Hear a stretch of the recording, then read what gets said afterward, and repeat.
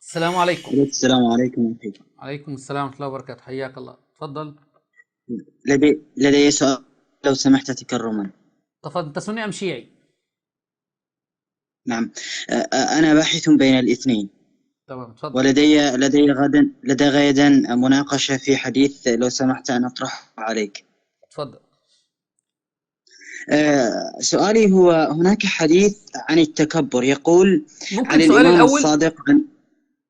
نعم، تفضل. أنت يعني سؤالي اتفضل، سأل سؤالك س... الأول.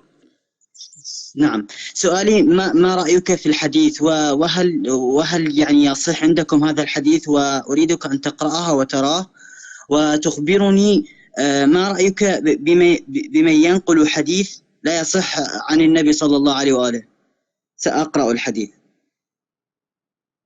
الحديث عن التكبر. يقول عن الإمام جعفر الصادق عن آبائه عليهم السلام قال: مر رسول الله صلى الله عليه وآله على جماعة فقال: على ما اجتمعتم؟ فقالوا: يا رسول الله، هذا مجنون يصرع.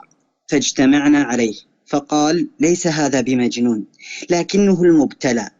ثم قال: ألا أخبركم بالمجنون حق الجنون؟ قالوا: بلى يا رسول الله. قال: المتبختر في مشيه، الناظر في عطفيه، المحرك جنبيه بمنكبيه، يتمنى على الله جنته وهو يعصيه، الذي لا يؤمن شره ولا يرجى خيره، فذلك هو المجنون المبتلى. فما قولك بهذا الحديث؟ هل يصح عندكم؟ هذا حديث من كتب الشيعة. نعم.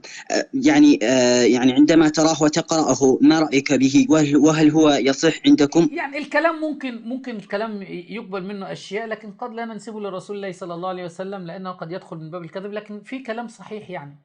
تفضل. يعني يعني هو لا ينسب إلى الرسول، ليس لديكم به سند إلى الرسول صلى الله نعم، عليه وآله، نعم، أو ما يشابهه. نعم. يعني انت المفروض الحديث ده هو المفروض اللي تسال فيه علماء الشيعة، لكن انت ممكن تطرح اشكالك كله وانا اجيب عليك.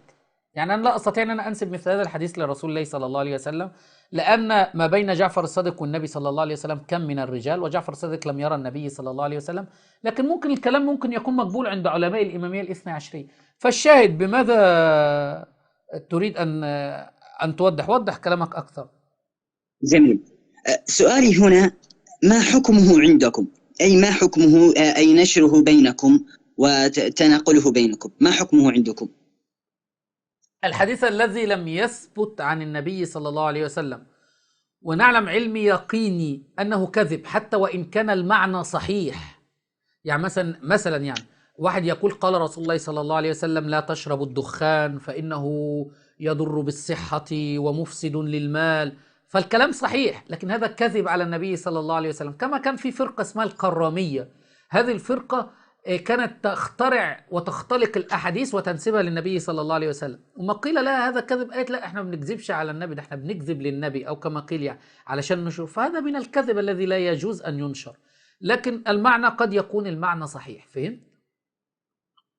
يعني الآن تقول من وجهة نظرك أنه صحيح، أي يعني قد سليم، ليس يكون له بعض به الكلام شيء لا صحيح يقبل. والبعض يؤخذ.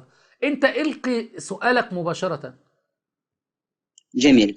إذا انتهينا من سؤالي الأول. سؤالي الثاني: الآن سمعت أنكم تريدون أن تعرضوا عن معاوية عندكم، فرأيت عند بعضهم يقول اه، أن تعال الإمام أحمد بن حنبل تعال تعال عندكم. تعال، واحدة واحدة الإمام الأول، واحدة واحدة، استنى، اسمعني. انت جاي تلزمني بحديث على أساس إن تلزمني بيه حديث من كتب الإمامية، وبعدين تلزمني بيه من مثلا المسلسل أو ما شابه ذلك. طيب خليني أقول لك حاجة الأول. لا انت لا لا. انت نعم، تفضل. اسمع، انت تعرف من هو المجنون؟ المجنون؟ لا أعرفه صراحة. أنا في السادسة المرجع الإعدادي. آية الله العظمى وهو آية للشيطان. وأنا مخرج الوثيقة، ولعلك تدخل على الموقع عندي وتكتب رامي عيسى في الموقع، هقول لك المعنى وتكتبه هتلاقاه. المرجع صادق الروحاني قال أن علي بن أبي طالب هو مجنون في ذات الله، فما رأيك؟ هل الإمام علي مجنون؟ لا أكيد لا. لدينا ما يوافق العقل نأخذ به، وما لا يوافقه ما نضرب به عرض الحائط. طب استنى اسمعني يا حبيبي، انت بتقول لي ما يوافق العقل نأخذ به وما يخالف العقل نضرب به عرض الحائط. ما هو كل دين الإمامية كله مخالف للعقل أصلا. بس أنا قبل ما ننتقل للنقطة ديت معلش خليك واحدة واحدة معايا، بما إنك أنت شيعي عامة وتكلمنا مع بعض من قبل. أنت قلت لي أنت لا سني ولا شيعي أو باحث، فأنا أقول عنك باحث إن شاء الله. هل أنا ما قلت لك إن فلان قال عن علي مجنون، هل قلت هو المجنون أو انتصرت لعلي رضي الله عنه؟ قلت لا، لن أقبل. فأنت بذلك لم تنتصر لعلي رضي الله عنه ولم تنكر على هذا وقلت هذا هو لا يمثلنا وهذا كذاب أشر، أو لم تتبرأ من قائل هذه المقولة. هذا رقم واحد. رقم اتنين، ممكن تقول لي إيه هو اللي عند الشيعة الاثنى عشرية موافق للعقل؟ اتفضل. صراحة يعني لست بذاك الند للجواب وعما يعني أجاوب عن الكثير، لكن سأبحث عما تقولوه، أطلع عما تقول لاحقا إن شاء الله. الأول بس الأول أنت اسمعني بس، الله يشرح صدرك الحق. أنت لن تسأل في قبرك عن معاوية، ومسند الإمام أحمد ليس كل ما فيه صحيح، بل به أحاديث لا تصح سندا ولا متنا عن النبي صلى الله عليه وسلم. فمسند الإمام أحمد به الصحيح والضعيف. ده رقم اتنين. رقم ثلاثة، أنا مش هاجي يوم القيامة ربنا يقول لي ماذا تقول في معاوية، أو في القبر بماذا تقول في معاوية. لن تسأل في قبرك ولا يوم القيامة عن معاوية، ولكن ستسأل عن الدين اللي أنت بتعتقد به. ستسأل ما دينك، ستسأل في القبر ما دينك، من ربك وما دينك ومن الرجل الذي بعث فيك أو النبي. وأنتوا زودوا الرابعة ومن إمام زمانك، لأن الإمام عندكم كالنبي عياذا بالله. فأنا بسألك ضيف الشيعي المحترم الآن، لو أنت اتسألت في قبرك الآن عن إمامك عن دينك، ماذا ستجيب؟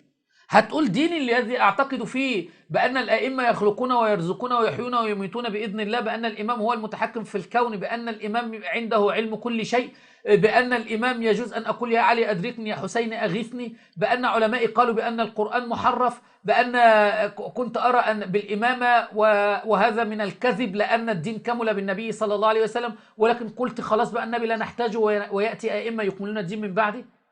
أعد التفكير ضيف الشيعي، وأسأل الله أن يشرح صدرك الحق. شكرا لك. نعم. طب هل لي أن أسترسل معك في بعض الأشياء البسيطة؟ تفضل. نعم. هل يعني ما قولكم، هل تقولون عليه السلام ورضي الله عنه عن علي عليه السلام؟ نعم، يجوز أن نقول عليه السلام ويجوز أن نقول رضي الله عنه. أرى بعض منكم يقول لا، يعني هم يجب أن نقول رضي الله عنه وندخل في جدال دائما، لأن الله ونحن في المدارس دائما ندرس معا ما أنا قلت لك سنة وشيعة. أنا قلت لك عليه السلام، قلت لك يجوز أن نقول عليه السلام، والبخاري بوب وقال عن فاطمة عليها السلام يجوز، لكن الله سبحانه وتعالى قال رضي الله عنهم ورضوا عنه، والسابقون الأولون من المهاجرين والأنصار والذين تبعوهم بإحسان رضي الله عنهم ورضوا عنه. فما أعظم رضا الله عن هؤلاء. نسأل الله أن يرضى عني وعنك وعن المشاهدين. شكرا لك حبيبي. نعم، شكرا لله. نسأل الله أن يشرح صدرك الحق. شكرا.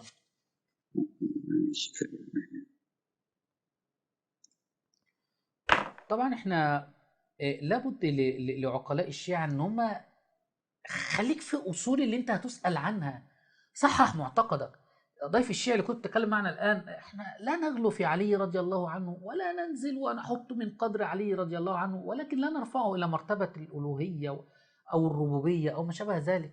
نزهونا عن الألوهية وقولوا فينا ما شئتم، هذا من الكذب على علي رضي الله عنه، وهذا مما موجود في كتبكم.